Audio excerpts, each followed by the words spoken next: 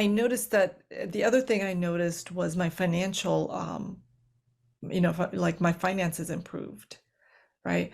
Um, and again, I didn't put two and two together for a long, long time why that is. Um, and I'm trying to think of, and little things in the body improved. I think my vision improved a little. Like there was these connectors because I think that we're kind of electrical as bodies, right? So as you pull more energy from the earth, right, as you move things, as you kind of kind of like increase the circuit strength of certain organs and stuff like that, things improve. So yeah, I felt better. I had greater vitality. My vision was better because I never had great vision. I always had glasses and contacts and stuff. So there were little things that greatly improved, in the process.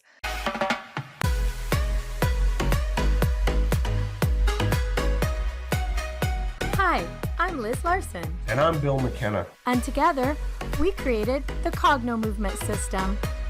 And we'd like to welcome you to the New Life Perspectives radio show, where we're going to be sharing with you tools, tips, and ideas that are going to change your life.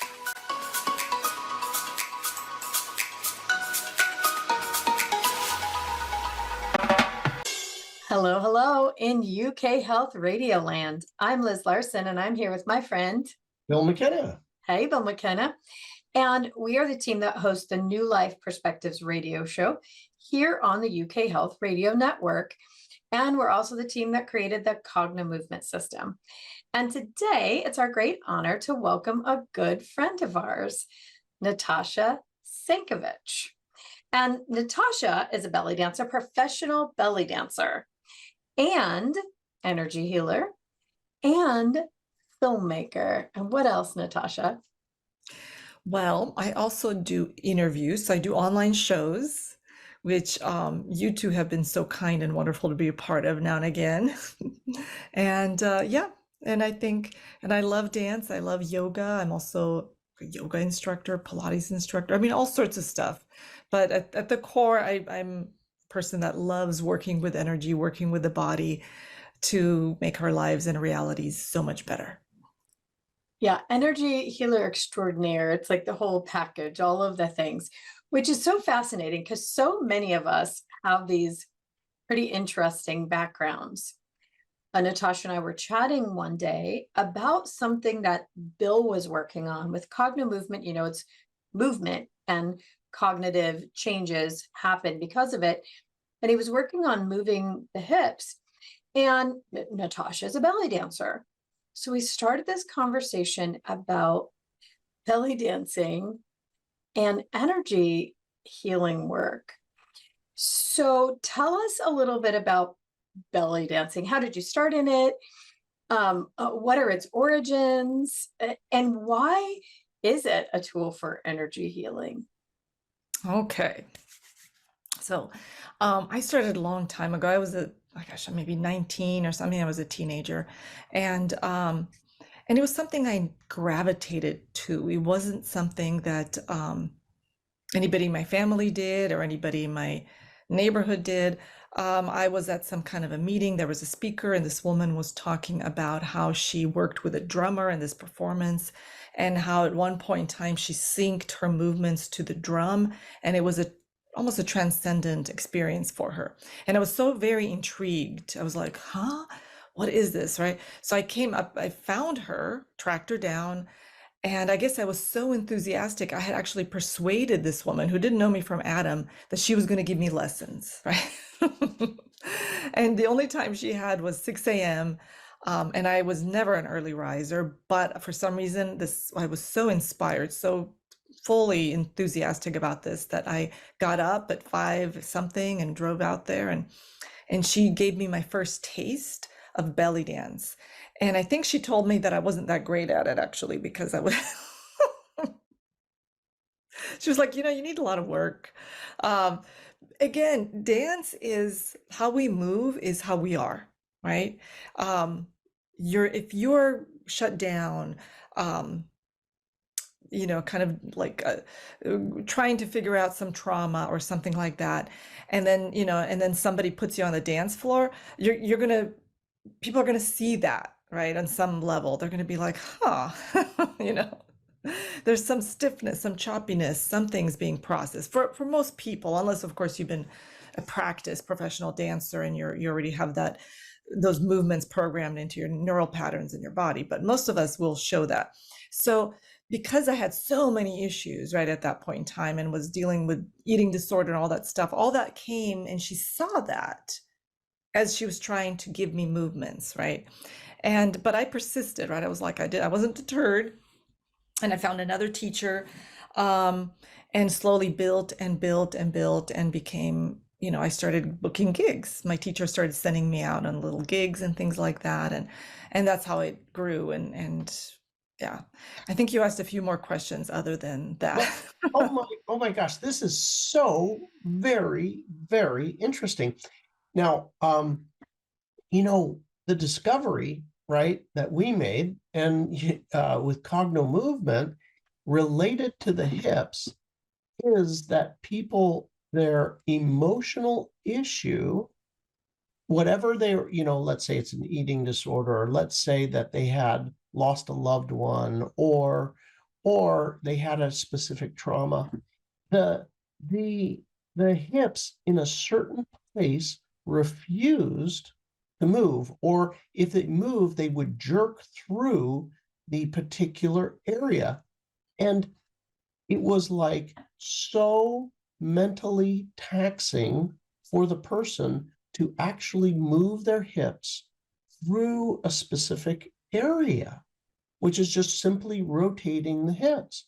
And also we discovered this a particular eye positions that the eyes were difficult in also corresponded with a difficult hip position. And when that hip and the eye positions cleared up, that there was also a clearing of the emotional or grief or whatever be the case. So this is amazing, amazing, because I just never, me and Liz were talking, amazing because we never considered that belly dancers are the ultimate hip movers, where it's nice and fluid and they don't have any problems there. You can see how fluid it is. But my question to you is that you said you had an eating disorder back in the day. And did you notice, if you look back now, was there a change? It was subtle. There was an increase of confidence, which started the healing process for me. Um, there was an increase in strengthening of the physical body, right? Which also, because it's my belief, like as you strengthen the physical body, you expand your physical capacity, it starts to affect the mental and emotional bodies too. So my relationships, the first thing I saw, my relationships improved, right? I started to like, because I was terrible at relationships before, but I just couldn't sustain them. I started to make friends, better friends, that were more loyal, and I was more loyal. That was the first clue that manifested as I would persist, right? Show up, like twice a week and do my rehearsals and in classes and stuff like that. So Yeah. I just so curious. Were you aware when it was happening? Like, all of a sudden I'm going to class, and then were you aware enough to see the relationship at that time in between relationships with people and my hips are starting to move? Was that an awareness, or is it only from today's perspective? From much later's perspective. Yeah, no, I was not. I was just kind of like, one day at a time kind of person at that time. So I did not have that awareness. I wish I did. I would have definitely started like, oh, let me play with this or do that. I noticed that the other thing I noticed was my financial like my finances improved, right? Um, and again, I didn't put two and two together for a long, long time why that is. Um, and I'm trying to think of, and little things in the body improved. I think my vision improved a little. Like there was these connectors, because I think that, we're kind of electrical as bodies, right? So as you pull more energy from the earth, right, as you move things, as you kind of, kind of like increase the circuit strength of certain organs and stuff like that, things improve. So yeah, I felt better. I had greater vitality. My vision was better because I never had great vision. I always had glasses and contacts and stuff. So there were little things that greatly improved, in the process. Um, it was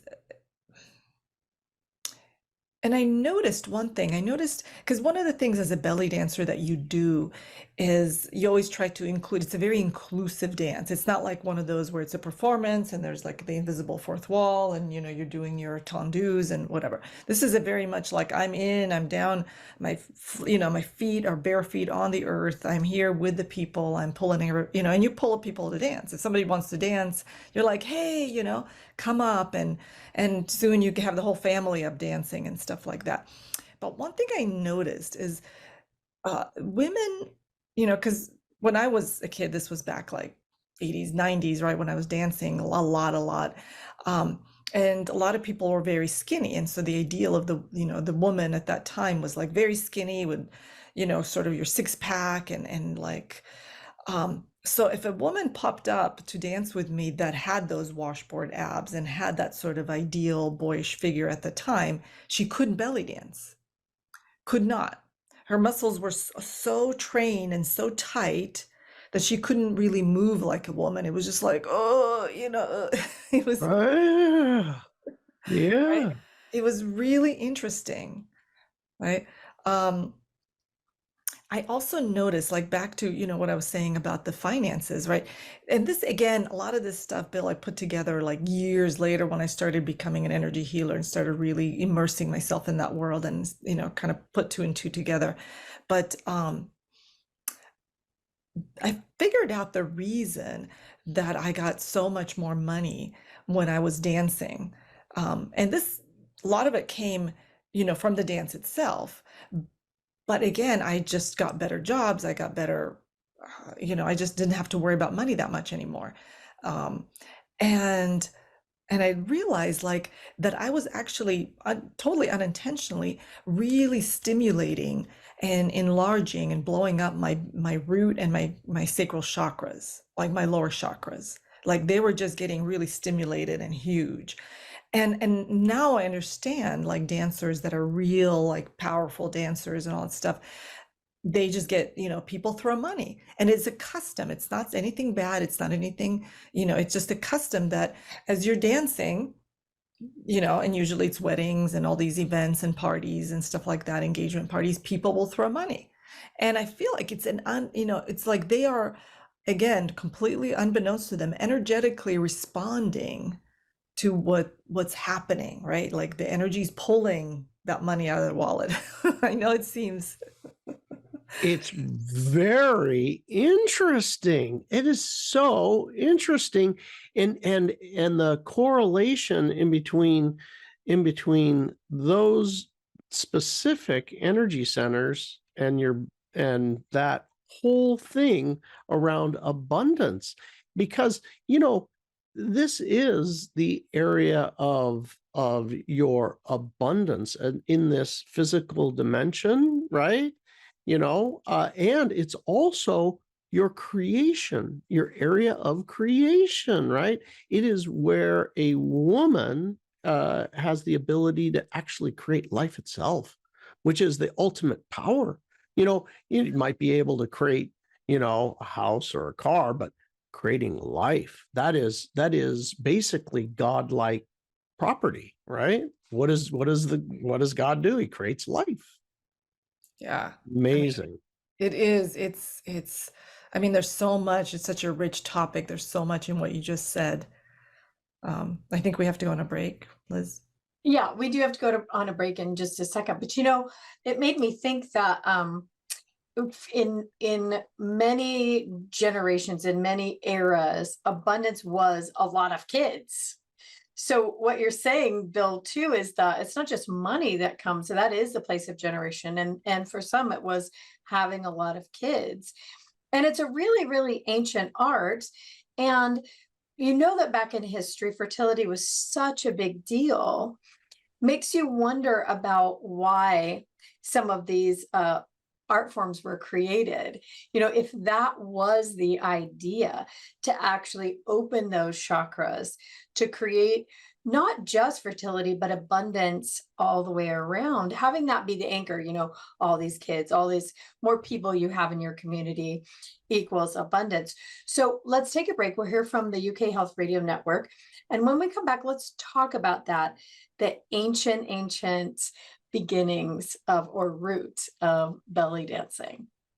And we're back. We're talking with Natasha Senkovich about, of all things, belly dancing and abundance. So I think the fertility is obvious, kind of in there, but abundance is a big part of it. We were talking about that there are some really ancient roots. And, it made me think how similar belly dancing is in some ways, to hula dancing. I'm wondering if they're related in antiquity. So tell us about that, about the origins. It's so old that it's almost impossible to exactly pinpoint, right? When it started, how it started. We have a recorded, we can see even in ancient India, temple dancers, that were there, that they were honoring a goddess, and that also kind of got, sort of manipulated in, through the centuries and all that stuff. And it didn't, resemble what it was, but and then there was also Bedouin dancers. That's when we have when there's like the first record of such kind of dance as being recognized as an art form. And this is when colonists and people visiting Egypt and that north part of Africa, they didn't really have access to women because they were all hidden away, right? So you didn't really, as a visitor, you didn't see any women. They were all kind of behind closed doors. You only saw men. So the only women that they were able to have contact with and observe and see were Bedouins, who were completely outside of society in terms of like, how that society was structured. And those women were very free, right? And that's when they first started observing this kind of a dance, and they was so alien to them. I think they said, "Oh, they're dancing, but they're dancing with the belly," because they were not used to these kind of circular dancers where like a woman would kind of do these soft circular movements with the hips, with the torso, and then they kind of coined the term belly dance, and it kind of grew from there, where and in their society, in this, later on, they found out that the women that were in that society did dance, but as a matter of fact, when they had their celebrations, they hired, the Bedouins, and they were called almas, or women that specialized, and they would do entertainment just for women. So all the entertainment, everything was separate, right?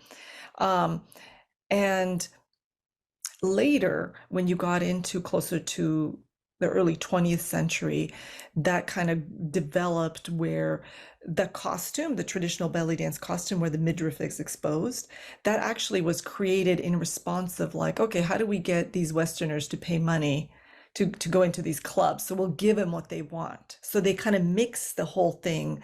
The most famous club owner at the time in Cairo was Badia Masabni, a Syrian woman who was a dancer, opened up a club. She was seriously hardcore. She didn't even need security. She had a shotgun behind the bar, and if there was any trouble, and she kept those girls in check. A lot of them became like stars, right? But they wore those costumes, and they even had a European ballerina kind of teach them how to do veils and things like that. So all that was actually created post. This is not the original Bedouin dance, the costumes and and everything. But in terms of what the dance is, it's actually how woman naturally moves.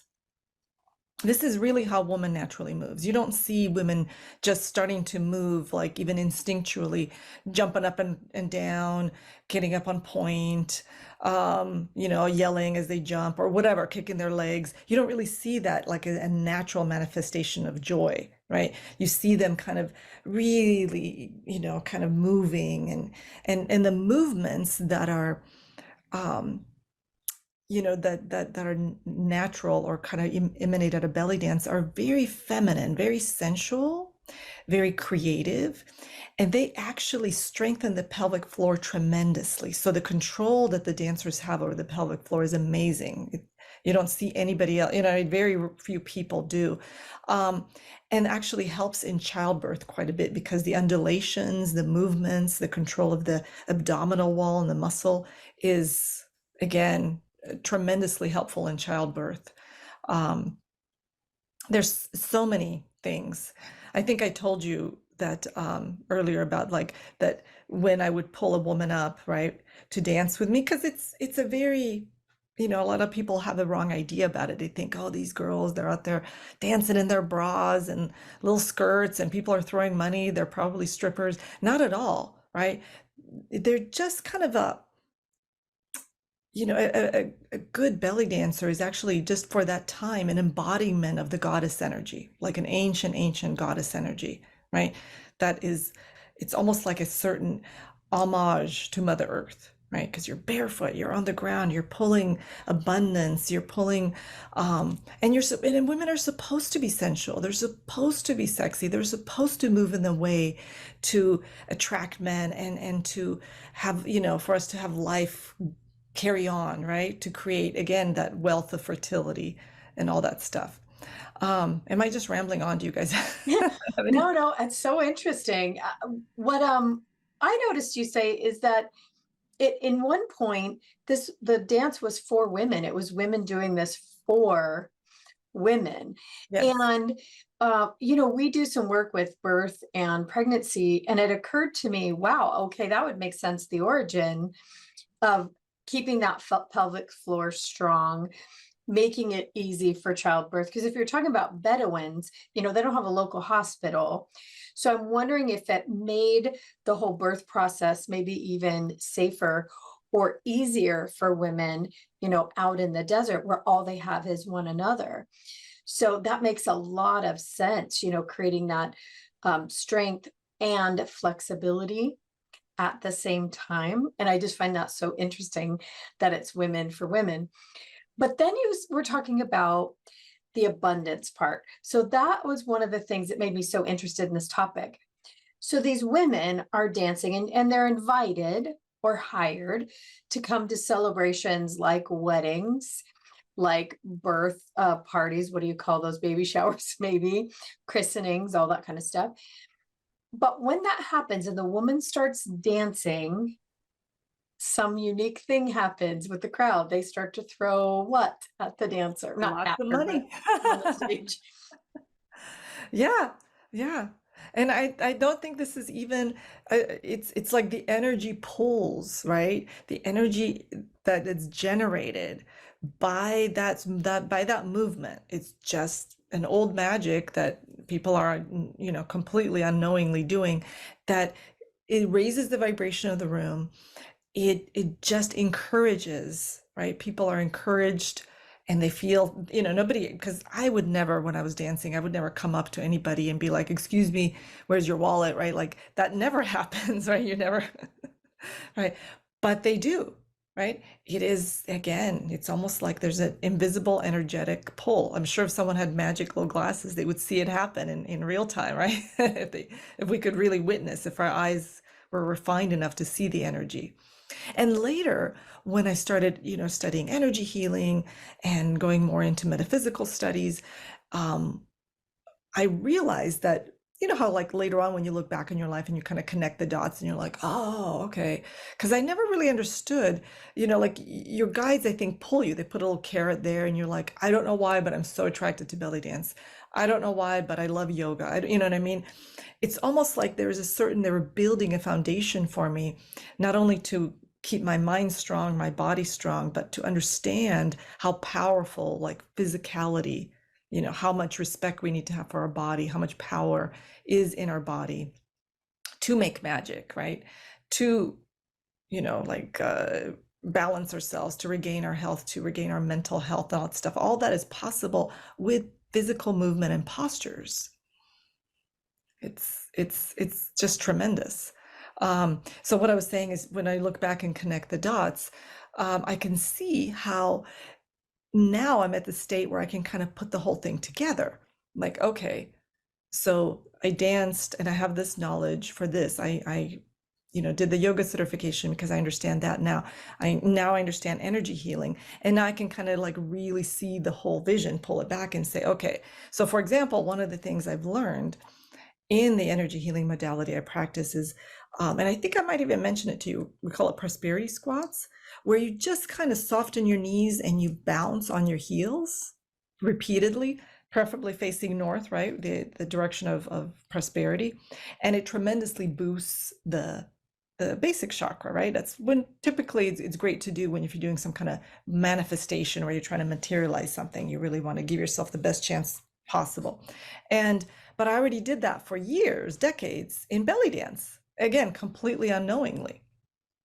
And I was always so thrilled. I'm like, oh, so exciting. Look at it coming back with all this money, and people are so generous, right? Not realizing that I did those heel bounces as a part of my choreography repeatedly, right? And I'm sure if I probably went through old videos, I'd say, oh yeah, see, I did like, 10 heel bounces, and I, made more tips than when I didn't do the heel bounce. Right, that makes sense. And there's so many other things like, I discovered later on when working with clients, when teaching these, like, helping them get fit, basically using yoga, using Pilates, using belly dance, that if I were to show them, if I were to challenge their balance, again, a lot of things in dance, you hold your balance and all that stuff. In yoga, same, that they would start to heal their mental issues. And I would not even need to start the session communicating that to them. Like, hey, I see you got mental issues. Let's do this, right? I would just quietly set the intention internally by myself, invoke divine blessings. Again, internally, I would never like open my mouth, and then repeatedly have them do these poses. Oh, we're going to balance again. And usually they would, whatever that would be challenging to them, they would usually dislike. But I'd be like, hey, I know you guys don't like it, but let's do it again, right? And after 2 months, I've even had one woman who was on very heavy medications like Klonopin and Prozac. I mean, it was just really sad. Tell me, hey, I don't know why, but I feel like I don't want to take Klonopin anymore. I'm making an appointment with my therapist. They're going to start to decrease safely my dosage and stuff like that. So again, every time, that I invoke these physical powers, right, and incorporated these postures, whether it's belly dance movement, there is balance movement, I saw results, right? So they do work. And if you set an intention, you really add a whole nother level of power, in that whole thing. They really do. And there is science. I think you'll love this. There is some science behind this. So it turns out that I've actually, after we made the discoveries with Cognomovement around the hips, I was like, I wonder if there's any studies around this, because we're getting results, and there's nothing new under the sun. So what it turns out, that this coccyx area, your whole movement there, there's been multiple studies done where it can actually relieve anxiety, stress, and other mental issues. Now, there is a reason for this. And the reason for this is, when you crawl as a baby, you do a cross crawl pattern. Now, as part of the crawling, you can imagine yourself crawling. Guess what happens with your hips? Bump, bump, bump, left, right. The little bump. You see that little diaper going away, like that, left and right. Well, that movement, right, it has a lot to do with the the actual charge, this electrical charge that's at the base of the spine, and its relationship with your brain, and the two halves of it working together. So if I'm only in the logic side, or if I'm only in the creative side, right, and I haven't really married those two sides up, so the information starts to go between the two sides, right, then my life is difficult. I have struggles. But here you are, right? A living example of somebody who just began these beautiful movements that are totally natural, and you got results for yourself, right? In relationships right away. And the electricity, if you could see it, the electricity was actually firing in between the base and the brain, right? The base and the brain and the eyes are all one neurological system. So it's absolutely wonderful that, you're out there helping people with this. And how cool is it that you showed them? There's another factor that happens, and it's called the cerebral spinal fluid and the cerebral spinal fluid pump. And you are pumping that. So this fluid now going up the spine is now working more efficiently as well. So it is a really wonderful therapeutic thing that you could actually go out and begin to do. And as you're out there helping people, what a joy. It's probably a lot of fun for you to help people. Oh, I love it. I love it. And it's interesting because on some level, right, we think, as a society, or at least this, my parents' viewpoint was things that are physical, like are not, there are things you do when you're young, you play sports, you dance a little here and there, but then when you really want to be serious and be respectable, you get a desk job somewhere, or you're some kind of a, like a upstanding citizen, professional, whatever, and in some level that kind of got imprinted in my head. So I never respected, embraced the physical part, or as much as and valued it as much as it's valuable, and how much it has to give us, right? And until I started really, again, learning energy healing and starting to see, its power to heal, and how much we have to really, like, truly respect, honor, right? And work with our physical body like we would with somebody we love very much, right? Like, treat it with such respect. So come up against another break. This conversation is going by so fast. I can't believe it. So, okay, we need to hear from the good folks at the UK Health Radio Network, and we'll be right back with Natasha Senkovich, UK Health Radio. Take it away. And we're back. We're talking about belly dancing, abundance, and the benefits for your health in so many ways. So I had a question about that. So it's probably really good for your internal organs, I would imagine, as well, like getting your intestines to move, massaging, all of those organs, all the way up into even the stomach and the liver and the spleen and the pancreas, all of that. Would that be true? Yes, there's a movement. There's like 5 core movements in belly dance, right? And one of them is undulations, or some dancers call it the camel. And it's when you kind of undulate, moving the spine, right, like this, right? And it's can be used frequently. It's used as a traveling movement, as you're traveling from one side and you're kind of undulating and all that stuff.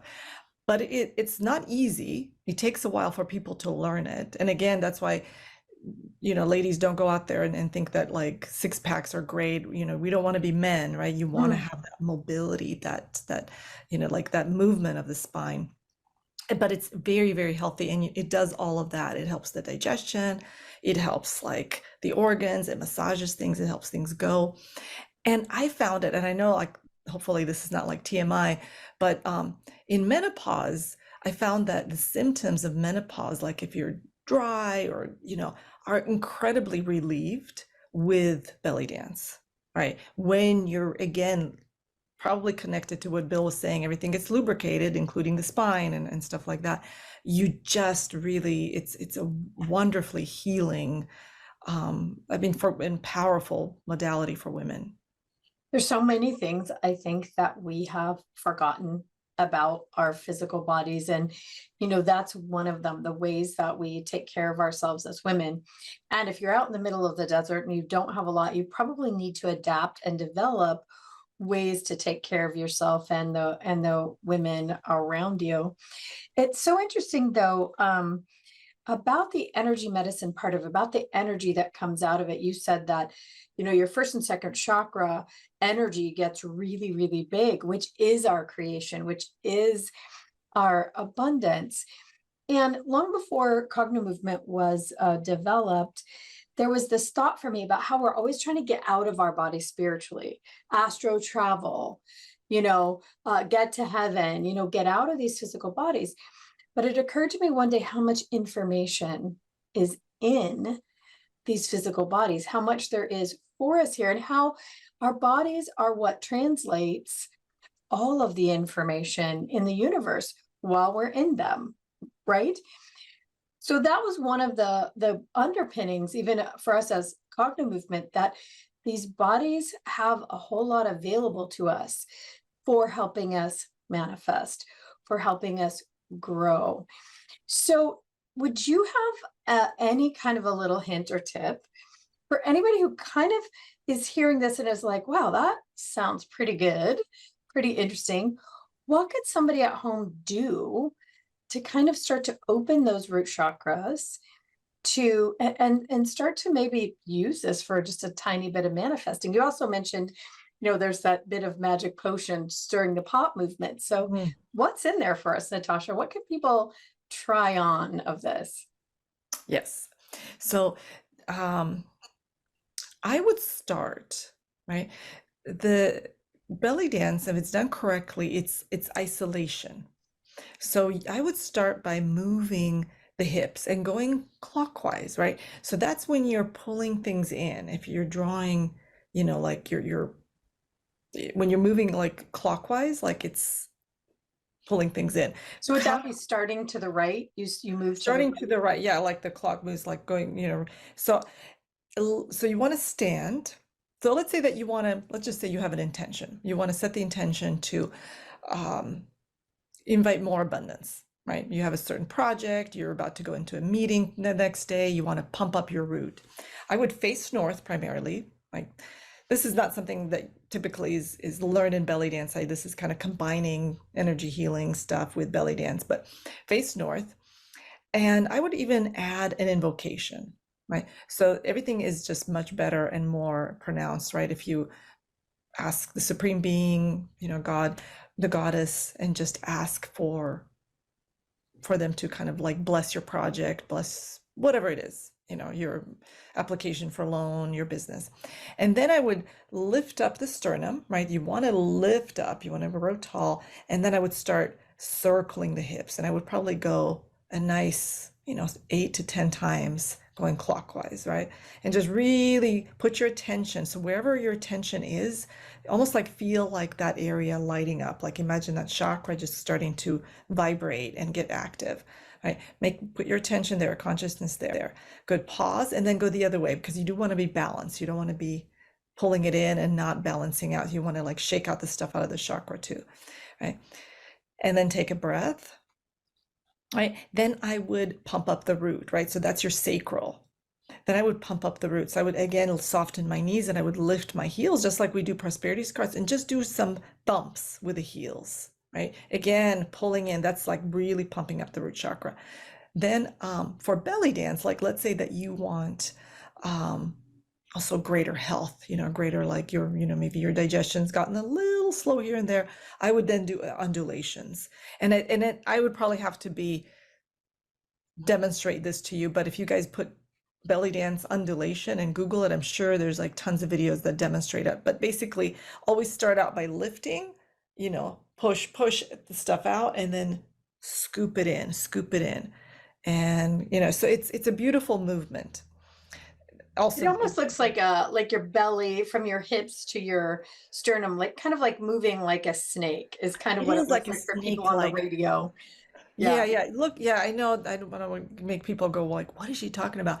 Yeah, just undulation, belly dance, camel movement, and you'll see some really nice demonstrations, I'm sure. Right.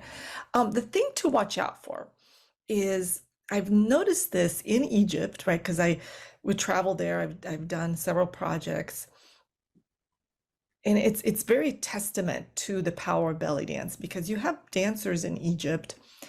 And to be a woman, number one, to kind of come out as like, I want to be an entertainer, I want to be on stage as a woman in a Middle Eastern society is not encouraged. It's very, very much frowned upon.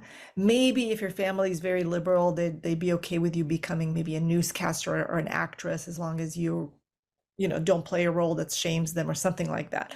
But a belly dancer, that's like, you might as well just tell them that you want to, you know, be a hooker, right? It's very, very, it's strange, right? Um, but these women that choose this path and dance, you see them just, you know, become incredibly wealthy. Some of them, you know, kind of like skyrocket to fame. They're asked to be in movies. They appear in, you know, in magazines. They're known. There's a couple of very, very famous ones that have huge following. It's like a big, it's very prestigious to have like a belly dancer, like for example, like Dina, to be at your wedding. You know, you'd have to be a very, very wealthy couple to afford her, right? You know, so it's like really interesting to me how, yes, they might lose, you know, their family might disown them, and that happens very frequently, but they become independent, wealthy, famous if they choose to allow that, receive that, right? They definitely are able to do that. So so it's an interesting thing. I think you were asking me something, and I just sort of digressed, forgive me, into this whole thing about, oh yeah, yeah. About, so the thing to watch out for is if you know, you want to have a balanced energy field. You don't want to become bottom heavy, which can happen. Let's say that you have congestion here, you have a congestion in your heart, in your throat. Maybe you know, your upper chakras aren't not getting as much attention, but you're, you know, you're bottom heavy. You're going to become very materialistic. And I've seen that also happen with dancers. As a matter of fact, it's like almost like kind of a joke in the belly dance communities, like kind of like, oh, that's the greedy one, you know. It's, I know I'm probably going to get some emails after this interview airs, but it's true. Some of them can become very, very materialistic. They can only see, they're not interested in romance and all that stuff. They want to see like, how can I get more and more and more money? Okay. So it's a, you know, you can, like, again, you can really use this technique and really enrich yourself. Absolutely. So is it, so this is super, you know, what a fascinating conversation, you know, things you don't ordinarily think about. So, so the obvious, right, is, well, okay, if is the movements, the ones that you've seen, the belly dancer that you've seen that are bottom heavy, and are they not moving more of the top area? Are they moving differently, or is it just the fact that they are 100% focused on, you know, the material world and kind of a one-way flow of revenue? You know, what's I just want to just see if you've noticed anything around that. Well, the way that, you know, and as before when I was used to travel to Egypt and and meet people or you know, dancers in the community, I would just you know, kind of understand that that was the culture, right? That was the culture. And I interpreted it at the time as being, well, they look at it as like they were already you know, have a loss of reputation. They're not accepted members in, you know, I mean, like in typical society, they're not anybody's idea of probably of a very acceptable wife. So they're maybe, so I thought, okay, so they're probably just thinking, what have I got left? I'm just going to make myself as rich as possible. So I thought, I understand that, you know, why not? Like, and then when I learned more about the dynamics of energy, I found that when people, for example, let's say if they received or are holding some elements of shame in that chakra or in that particular part of the field. So whenever you expand a chakra, like if you have a seed of shame, if you don't accept yourself, if you, right, if you have any seeds of greed, that will also blow up. Almost like if you have a balloon and you put a little Sharpie marker on it, when you blow up the balloon, that marker spot will also enlarge. So, and if they don't have a capacity to process that, to balance that, to clean up the upper chakras, whether through working with someone, whether it's through, any kind of therapy, they'll just become really more and more rooted and materialistic. They're not gonna, Yeah. those seeds of those not bad behaviors, but those like little mini traumas or things that or they haven't processed yet are going to really ground them. And I that's how I see it now. So the chakra that works with the sacral chakra is the throat chakra, the primary throat chakra. I think it's just the higher center of creativity. So that's why you see like people, when people are very articulate and all that stuff, very creative, they typically have a very strong throat chakra, and their corresponding chakra, the sacral chakra, is also very strong. So when people don't know how to regulate that, right, that's when you see these scandals with very powerful people, creative people, like they just can't seem to, they have affairs, they do all these crazy things because they're tremendously, they're energetic and creative, and their sacral is also very powerful. So you see also, I think, because that is also kind of the shadow side, right, of the strong sacral, right? Some of the dancers can be changing husbands a lot or boyfriends and things, and really enjoy getting the sometimes, like crazy attention. That also does happen, right? So you have like anything, the polarity. So, and I want to mention that because I think it's a tremendously healing and powerful dance and modality, and it has ancient roots. And I'm sure if all of us kind of really studied it and dug up, old history, we could probably find a whole magic, right, history of belly dance. And we could probably do all sorts of stuff, create spells and, invoke and open portals left and right, just doing a couple of belly dance moves with some, mantras, right? Like that's how strong it is. Like that's how much energy you can generate and pump up, from doing some of these movements. But again, you have to be careful, right? You have to use it for good. Well, that sounds like fun. Stirring up some trouble. I like that idea. All right, so we are just rapidly approaching the end of our time on the UK Health Radio Network platform. So I want to make sure that we have time for everybody to find out where to find you. But before we do that, I want to let everybody know there is an extended conversation that happens after our, 50 minutes that we have on UK Health Radio that you can listen to anywhere you like to find your podcasts. Look up hashtag Wellbeing Podcast or the UK Health Radio Network anywhere you like to find podcasts, iTunes, Spotify, all those places you can find it. If you want to see our faces and see all of the movements that Natasha's been doing, you can find us on YouTube at Cognomovement, and you can watch the full extended interview there. So will you tell everybody, Natasha, where they can find you, get more information, and actually work with you?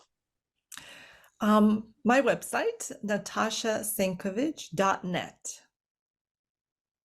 And you need me to spell it, Liz, or? Yeah, spell it for everyone and tell everybody what are the options? How can people work with you? So I'll spell it first. It's Natasha, S as in Sam, ENKOV like Victor, ICH.net. And yeah, and you can, reach me. I have a little contact form. I work with people individually, like with energy healing. I also do intuitive readings. And I just did a program. Once in a while, I will offer a program where I will incorporate physical movement with meditation and stuff like that. I find that to be really powerful. This one has just concluded, but if you're interested, I'd love to hear from you. Visit my website, contact me and say, hey, I want to belly dance and make money. And I will I will respond right away. All right. That all sounds very Oh, awesome. oh, Oh, and go if I ahead. may, there's something else. Liz actually is involved in this as well. I'm releasing a summit, a wonderful summit talking about spirituality to success. So it's very similar, this kind of topic about like using tools that are not so common, right? Not so known to generate success in the material world. And Liz gives me an awful, amazing, awesome interview, awfully good that you're gonna love. So come and opt in, and I'll invite you, send you the link. All right. Any last thoughts, Bill McKenna? We have 1 minute. Oh my gosh. What an amazing thing that was unexpected today. Learning all about the health benefits of belly dancing. Who would have thought? Who would have thought that it's really a tool for manifesting? It's a tool that can help to bring you health physically, emotionally, mentally. It's all tied in. It's one system. Contact Natasha and start your journey. Okay, everybody join us in the extended conversation. Until then, thanks so much, Natasha. Everyone in UK Health Radio Land, be safe and be well. And we'll be back next week with some more amazing conversations. So we're back. It's New Life Perspectives radio show extended version, where we get to talk to our guests about all the weird stuff to unleash this conversation. So we were talking about belly dancing in the first conversation, and who knew belly dancing had metaphysical properties? I mean, I didn't. Did you, Bill? No, it never even occurred to me, about that. But, it actually makes absolute perfect sense now that, she's brought everything to light. It's amazing how energetic and the physical have all worked kind of together for this art form. And it's an amazing art form. We just don't have that much of it, or I guess I don't get exposed. I think in my lifetime, I had exactly one time that there was, I went somewhere and it was like, hey, there's a big surprise coming, it was like, and all of a sudden there, out comes the belly dancer. And, it certainly wasn't what I expected. It's a really it is, I guess it's very foreign, and beautiful all at the same time. It's amazing. Well, I think what's interesting too, we were talking off camera just a little bit, we don't have to go into it too far, but that it really is a woman's art. And possibly, I mean, we don't know the real origins necessarily, but possibly a way for women to keep pelvic floor healthy, uterus, maybe healthy organs, that it's a very soft art. But I said earlier in our conversation that hula, it has a lot of similarity, and the hula dancers have a similar shaped body in a way. Is that correct? Do you know of similarities with that? I do, yeah, there is something to that. And the movements are similar because there's the concept in belly dance of isolation, right? Like you isolate the movements, so the torso is still while the hips move and vice versa. The movements are circular. There's, you're barefoot, similar kind of costuming and stuff. So definitely there's something. And if you're going to where I think I'm going, right, that there is something maybe ancient, right? Yeah. Like cultures sort of, even, as the continents changed and broke up and, Earth went through its calamities thousands of years ago, there was something that remained as a cultural dance. Do you think flamenco dancing has some similarity? I'm thinking about it. No. It's a little harder, isn't it? Yeah, there is something about the stomping that is, but it's different. It's Their hips don't move as much. no, Not Not as really a much as hippie. some. They're yeah, I love flamenco. However, there's an element that's very, because there's an innate softness in both, belly dance and hula. There's a softness, there's circular movements, there's fluidity, and the exact opposite is true in flamenco, where it's like you're sharp, you're hard, you're boom, you're dramatic. Yeah. rigid spine. Yes, and a rigid spine. So Interesting. Well, I think that idea about moving the spinal fluid too, getting that pump going. There's a lot that we do in Cognomovement intended to move energy up and down the spine. We work in the ears where the acupuncture and acupressure points are for moving energy up and down the spine. We do that heel stomping movement, rolling up on the heels and thumping down. Bill's been using some of the hip movement. So it's funny when those things just sort of naturally moved into the work without us realizing about that belly dancing has all of those attributes. So what I wanted to ask about, Natasha, you are an energy healer as well, a distance energy healer. And I want to talk about some weird stuff. If it includes belly dancing, that would be great. But tell us some of the cool, weird stuff that you've seen happen. Things that like maybe you could put in the miracle category because you just couldn't expect it to happen, but it did. yeah, yeah. I'll give you one story that happened to me about a year ago. I mean, there's so many, but if you want like a dramatic one. So, about a year ago, right? This was like 11 o'clock at night. I think Tim wasn't home. He was away on a gig. And I'm, with the dogs and I got the TV and my mom calls me, right, on the video from Croatia, and she is crying and sobbing and she says, "You have to do something. Your brother is dying." This is my younger brother. Oh no. Just being he had an aneurysm. He's being airlifted to a special hospital, right?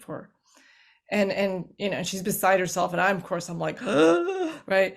So I say, hang on. So I could you like, again, like one of the ways that's really cool, like I can scan the chakra. So I told her, I says, he's still with us. He's not going anywhere right now. Like the root is strong, right? Like that's, again, which is really cool. Like I'd love to do like have a belly dance class and then scan everybody's root before and after. Yeah. I would be shocked how big it was. And we were able to, so because she was able to, like it was so early, the aneurysm just happened, that we cleaned up the whole brain with energy. It was very, very gray. Everything around his head was gray. It was really like one hemisphere was really like hugely congested. The other one was depleted. And we just cleaned up everything. We, meaning I did, worked on him for like 2 hours. And as soon as, next morning, I called up some help so somebody could keep cleaning. Basically for about a week daily, we did healings on him, and he went home and he's 100%. Like Wow. it was like, well, I thought the blood vessel burst, but there's no blood in the brain. What happened? Da, da, da. And I think the only thing that he's got, he has to kind of pay attention to is just got to follow a low sodium diet. So it's just amazing. Like, and the energy, like basically it's this stuff was practiced for thousands of years, like in some cultures like of the East, and again was only taught from teacher to student. And then you have certain cultures that were really secretive, like you see like certain things and now I recognize them. For example, I see martial art competition and they're like scanning, they're like doing this, off the stage, and you're like, what is that guy doing? Some weird meditate, but he's actually scanning his opponent's energy to seeing if there's any weakness or like holes that he, where he's going to punch and stuff like that. So all that stuff is like just amazing.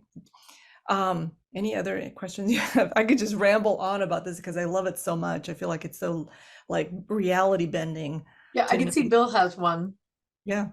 Oh gosh, so this remote influence is just absolutely fascinating. I know the phones are going to blow up for you after this interview because, you're helping your brother with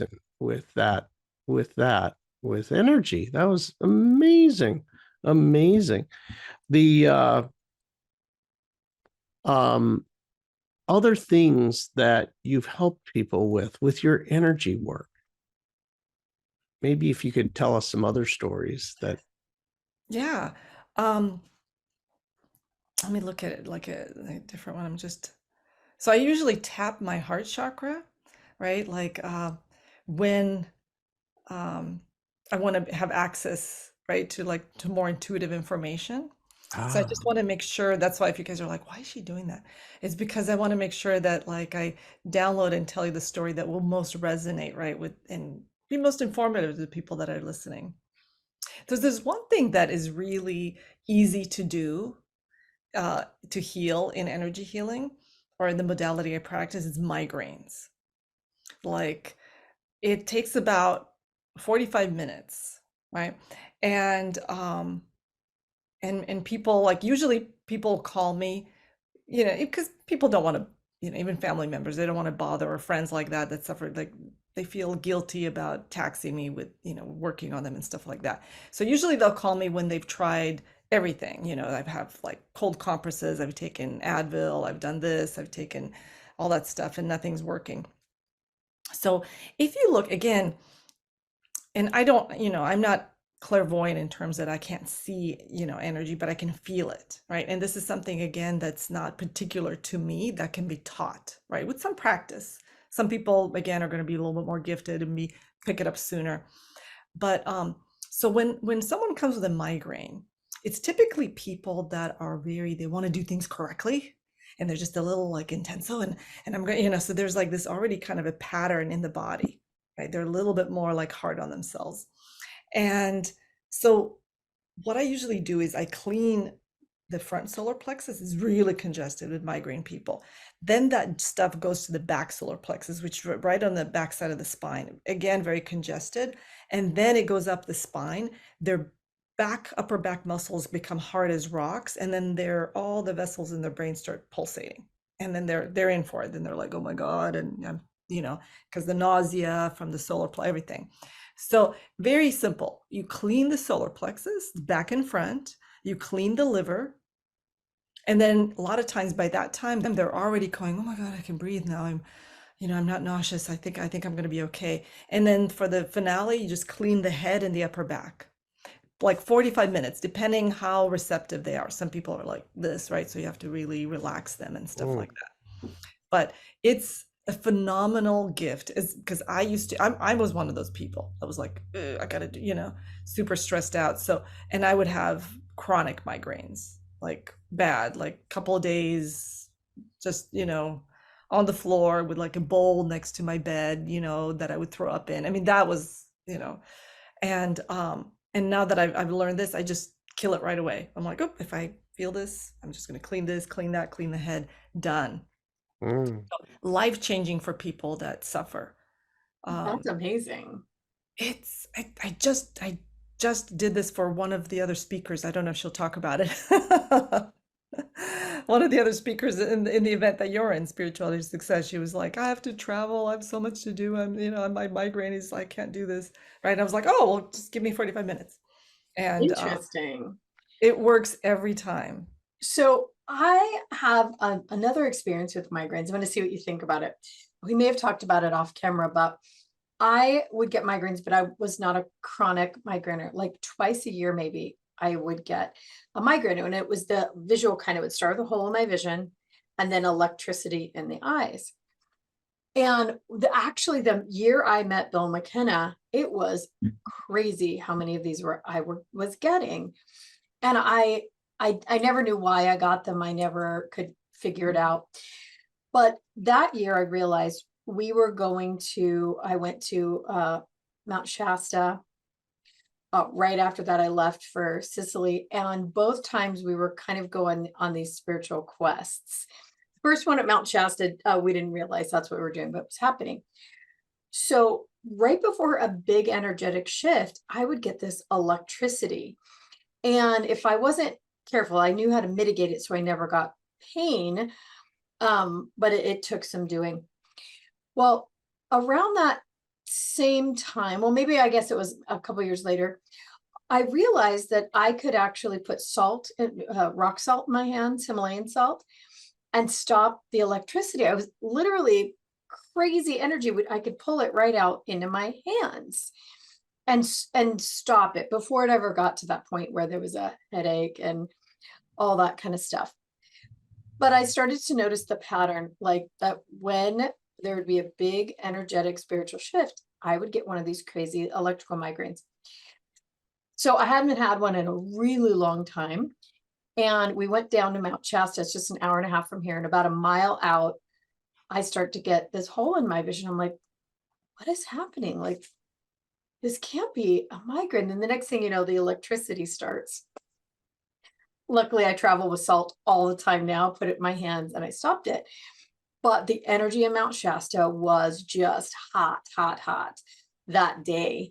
And the minute I got out, and there was nothing. But in that energy, this electrical thing was going off. So have you ever had an experience with those kind of migraines? What do you think that is? The electrical one? Yeah. That's a great, I mean, gosh, that's even easier than, doing energy healing. You just grab some Himalayan salt. Yeah, right. It's what I do it when it works amazing.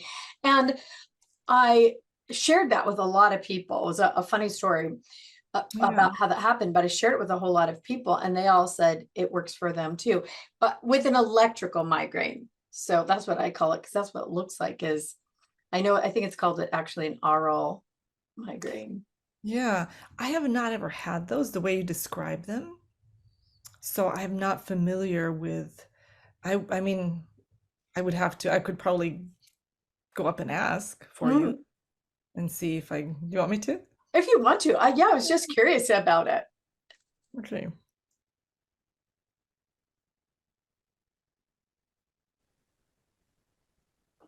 Yeah, like it is kind of electricity. I guess some people are just really sensitive to that or vibrate to that because they do feel like you're almost getting a little, it's gonna sound strange, but almost through the feet. There, yeah, like one of the things that I learned or I was taught by my teacher is whenever you take a shower to wash, put a little salt and scrub the bottom of your feet with salt just to clear out all the congestion so your electrical circuits, because we take on a lot of stuff from there are cleaned up. But I don't know if that would help if you just did that consistently, clean the bottom of the feet with salt. Maybe. It's one of those things where I never know when it's going to happen. But now I know when it does, that right after, within the week and a half after, there's going to be a big energetic shift or a big shift in my life. That tends to be. So I've kind of just assumed it's just energy building. It's electricity building, and the work that Bill and I do, because we've measured through BioWell. We know that when people change their consciousness level, their voltage is also higher, more available. Their bodies are actually healthier with voltage. So I don't know. It's just one of those things. So what else? Tell us some other really interesting energy healing stories. What else you got? The thing that is really remarkable and quick with energy healing is like we call it psychotherapy. So there are, and you can really feel this. So there was one gentleman I was working on, and I remember working on him, and I got to the throat, and then suddenly I felt like I wanted to drink alcohol. Like, and I said, "Hey, are you drinking?" And he was like, "Yes, I didn't want to tell you." Right? I guess he was embarrassed, but that was truly what was contributing to his, condition. So what you can do with energy healing, not only alleviate anxiety, right? So there are certain little they're like little elementals or little, I call them like, I see them as bugs, and they get stuck into certain energy centers. And certain conditions like addictions and stuff like that, you can see they get stuck. They like, for example, the alcohol ones, like they're like little teeny fishy type things, and they get stuck here just above the kidneys. They go in this, the solar plexus. So when you clean them out really well, right, and then pump up fresh prana into that center, close it up, the person will stop craving alcohol. The problem is a lot of times it's part of their habit. They're already like, that's how they think that they treat themselves. That's how they feel, like they feel good, or they have a social life around it and stuff. But the cravings will go away. Like, again, I've seen people, this we did in class, there was one guy who was terribly, terribly claustrophobic. And all we did is we just cleaned out his solar plexus, because put him in an elevator packed with people, he was totally okay, didn't even break a sweat. So it can be very quick. Things that people are plagued with, for like a long, long time, right? A lifetime of suffering can be fixed relatively quickly. The only thing that there's a difference, like anxiety and depression, right? So before, because I remember working on this one woman, and she called me and she really sounded like she was in a terrible state, like didn't want to leave her house and all that stuff. So I did a pretty intensive, labor intensive protocol for her for anxiety, because that's what she kind of communicated. And then she emailed me and said, there's no difference, you suck, no change. And I'm like, what? How? I worked so hard. And it turned out like I forgot to scan her root chakra. So when I scan someone's root chakra, if it's really small and feeble, that person is actually depressed. They don't want to stay on the planet anymore, right? So and you can also tell when someone is ready to leave the planet, the root chakra will shrink considerably so the soul can comfortably exit. So what I should have done is truly a whole different physical protocol for getting her more grounded and locked into the planet. What does that mean what does it mean to clean it up? What do you actually do? Oh, yeah. So that's something that is like, so the healing modality I use is pranic healing, and it's a sister science or sister modality of Reiki. But what we do, we believe that you can't just put stuff energy into someone without cleaning up that area. So a lot of times that area is congested. The way we see it, like you can kind of scan and feel, it feels really like a little imaginary energetic wall. So you can do it with a hand, right? Or a crystal. I can show you, I use a crystal now because it just makes it go faster. You have to use like a natural clear quartz. And I just clean out or I pull out, like I pull it in, I pull out all the heat or all the junky junks out of the chakra. And then once it's clean, that's 80% of the work. A lot of times people already are healed once you take out the blocks or the obstructions to a normal energy flow. And then, conservatively, you put in a little fresh prana just to kind of jumpstart them. But again, I've seen older people, if I put in too much energy, they'll get congested. Like my mom can only take a little bit, right? If I really like crank it up and put it in there, she'll have a headache, she'll be unhappy. So yeah, so you have to kind of know, like accurately diagnose the person, really talk to the person and see what exactly are they, are they sad? Are they anxious? They have like disturbing thoughts. And the report is like, once we do I do a healing for someone that suffers from chronic anxiety or just disruptive thoughts, most commonly, it's not like a big, it's like they're suddenly relieved because it's quiet. They realize like those thoughts really weren't them. They were just like little thought forms they were generating and feeding, right? And they were kind of creating that static in their field. So it's again, like, people tend to get so convinced that they're broken and so convinced that they have, I have all these issues and these thoughts and I just can't seem to blah, blah, blah. And when all they have is like gnarly, overfed thought forms that need to be popped, right? And the energy field needs to be cleaned up so they can breathe, so they can have a good night's rest. So it's again quite remarkable that it's not, you don't have to pop pills, you don't have to create side effects. or make the pharmaceutical companies even richer. Just go to your energy healer. Um, the other thing I just wanted to mention, just to kind of like, so it's complete the information. Um, you can work on someone, like as a healer, you can work on someone, but they at one point in time have to make a decision. They have to use their own willpower to stay on that path, right?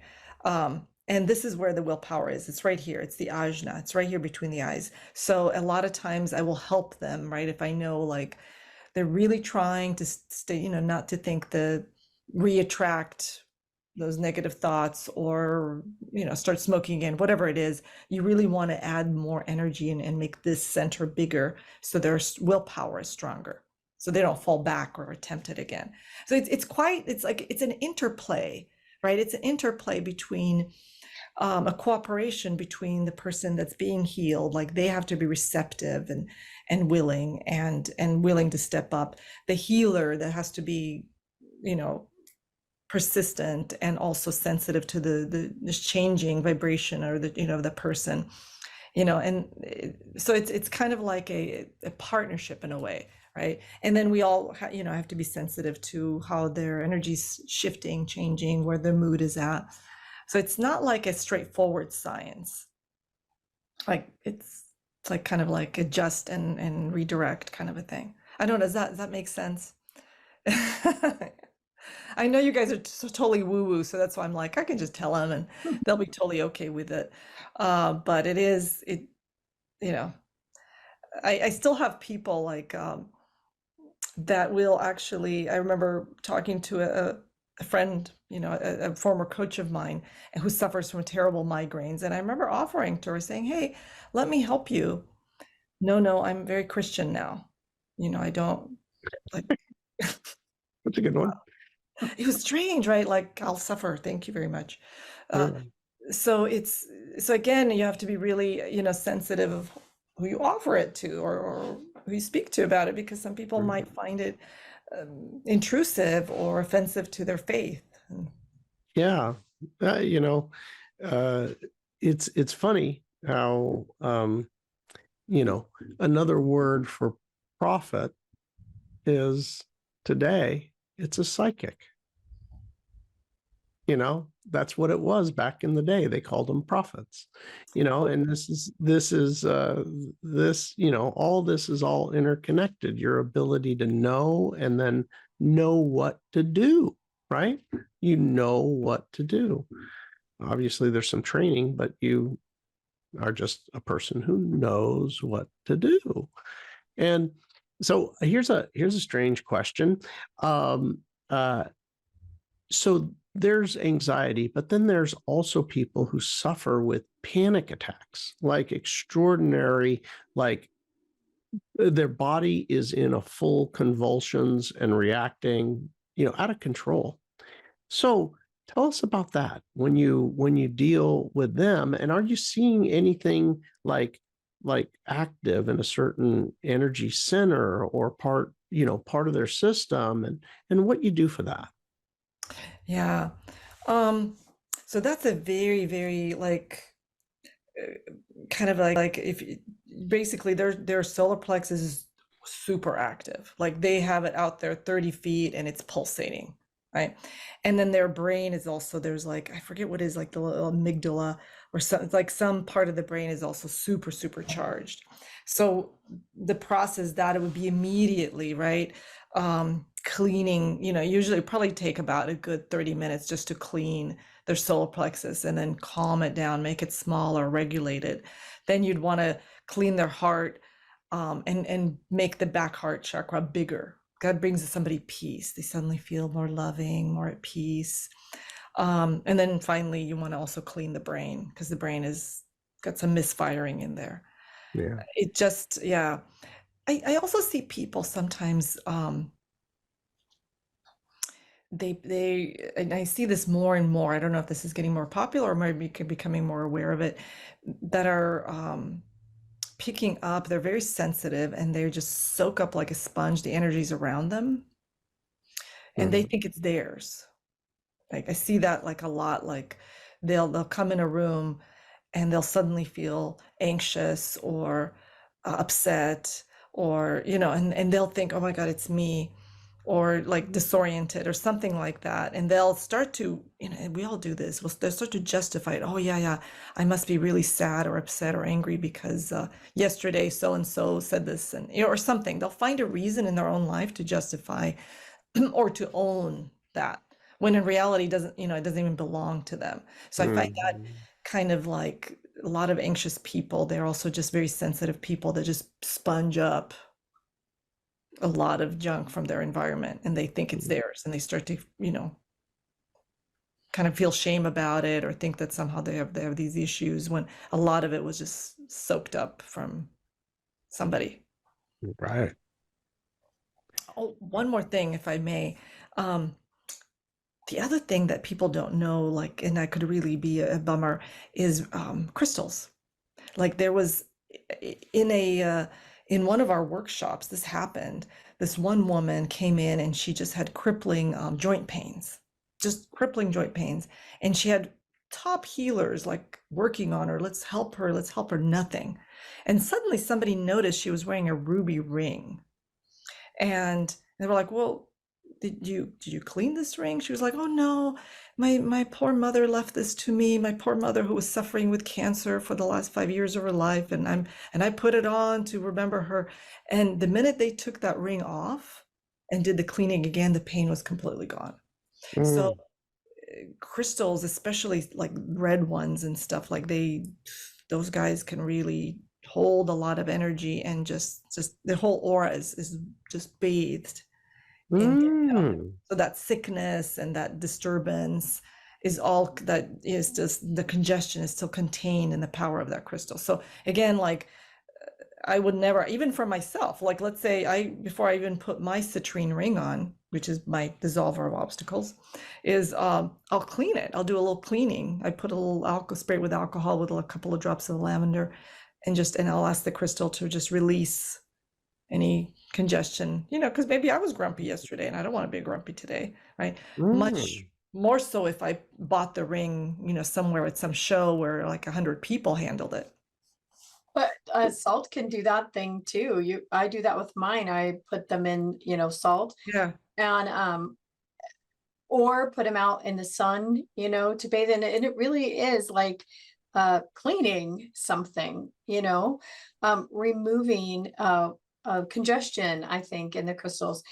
And it's one of those things, it's a phenomenon where if you go into a crystal shop and see the owners of that, people who spend all day long in the center of all of these stones, they're not always the healthiest people.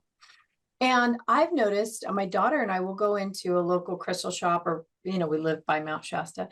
Sometimes you go in those places and it feels amazing. And other times you walk in the door and we're turned right around and go back out. And I think that the stones have absorbed the energy of anyone who was just there. So people go in crystal shops for a lot of reasons. Sometimes they just love crystals, and other times they're searching because they're suffering. So you can feel that. And so I think the crystals will discharge and reflect that energy. So a person in that all day long is probably being flooded by that. And we use crystals in all of our, well, not all, but a whole lot of our electronics, because they're very, very conductive and good at storing energy. So Yeah. this makes very perfect sense that a stone would gather energy and then release it when it's no longer, absorbing it. So really makes good sense. Look at your crystals, clean them, put them in salt, put them out in the sun, do some other things, whatever you need to do. But I think that's really important. Yeah, yeah. Oh, I want to share one last thing, if I may, because I found this to be so cool. So I just did a program. We just ended it, but we started doing mantras, right? So we do like a whole process, right, of yoga. Again, following that 80-20 rule, 80% inner purification, cleaning your junk out, and then 20% of putting in, whatever, manifesting whatever inflow of fresh prana you want. And so we would do the yoga, we would do like a meditation, cleansing, and then we would do like play a mantra. And one of the mantras, I mean, they're just all fantastic, but there is a mantra that is so great and it's so useful. They have such practical uses. So, for example, Om Namo, Om Namah Shivaya Om, right? So the mantra to Lord Shiva. So there's magic woven in those sounds. Like there's magic and power in sounds and specific mantras. Even better if you, before saying that mantra, you invoke and ask Lord Shiva for your help. But like, let's say that you're exhausted, right? Let's say you're tired and you're something very simple, like you're on a hike and you're like, I don't know if I can get up to that mountain or get back. Just start chanting Om Namo Shivaya Om, and just keep chanting it. You will be given the power. It powers up your will tremendously. I play it like when Tim and I moved and we were surrounded by boxes and like, and you know, you're just exhausted after we were like, I don't want to move any boxes, right? But we needed to get things organized. He put on, and I didn't even tell him, he instinctually knew. He put on the Om Namo Shivaya chant and just had it like chant going on and repeat, and we got everything done. It will give you power, right? It will give you the ability to complete, to power through, to have the will to do it. So, and I find like any kind of a tool that helps you live a better life on the planet, right? Strengthens your body, strengthens your abundance, makes you better, brighter, is awesome, right? What's the point of being somewhere tucked away, chanting and, becoming disembodied. Oh, and the other thing I wanted to share, like this is for all my yogi people. This mudra, right? The index finger touching the thumb will make your upper chakras bigger, which is awesome if you already are very established, you have your wealth, your material well-being is taken care of. Great, balance it out with your higher chakras. But for like someone who's a yoga teacher or like trying to pay their rent and they're spending hours in this, you're going to just you're going to become more spacey and more poor, right? Because you're driving Interesting. Yeah. And I see this happen to people, and I never understood. I'm like, what? So they need more belly dancing. They need more belly dancing. Stop yoga. Yeah, that belly dancing, open the roots, balance that thing out. All right. Yeah. What is the mudra for the first and second chakras then? If that is gonna enlarge the over the head, right? What is the ones for the base? Yeah, I can't say, not because I don't want to. It just those are taught in the higher courses, and the reason is because it's just dangerous to strengthen the lower chakras without cleaning them out, because you see like the same thing, like a little bit more dramatically explained, but like people that win the lotto and then they end up worse off than before. So we're not supposed to teach, like they kind of like, it's not like we sign non-disclosures, but we kind of are bound. All right. Well, thank you. Thank you for all the great information. Liz and myself are so grateful to you. I have such a great time with you guys. Like I said, if we were sitting having coffee right now, I'd have the same exact information. You just have to probably just mic me. Yeah. Talking the whole time. Yeah, it's so much fun to get a chance to talk to our close friends and have these great conversations. So will you come back again another time, Natasha? Anytime. Oh my God, I'm still waiting to like make time to go to Mount Shasta. I know. So I can go and do my magical tour and do the crystal shops with you, and we'll do it. It'll happen. It'll all come together. Yeah. Mount Shasta will call us and we'll be headed down there for sure. All right, everybody. In everywhere that you listen to podcasts, not just UK Health Radio land. Until we see you again next week, be safe and be well. And we'll be back with some more informational and weird conversations. See you next week, Bill. Thank you. Thank you so much, you guys. It's such a good time. Thanks for being here with us on the New Life Perspective radio show. For more information or to find out more about the work that Bill and I do, please visit us at cognomovement.com or email us at info@cognomovement.com. See you again soon.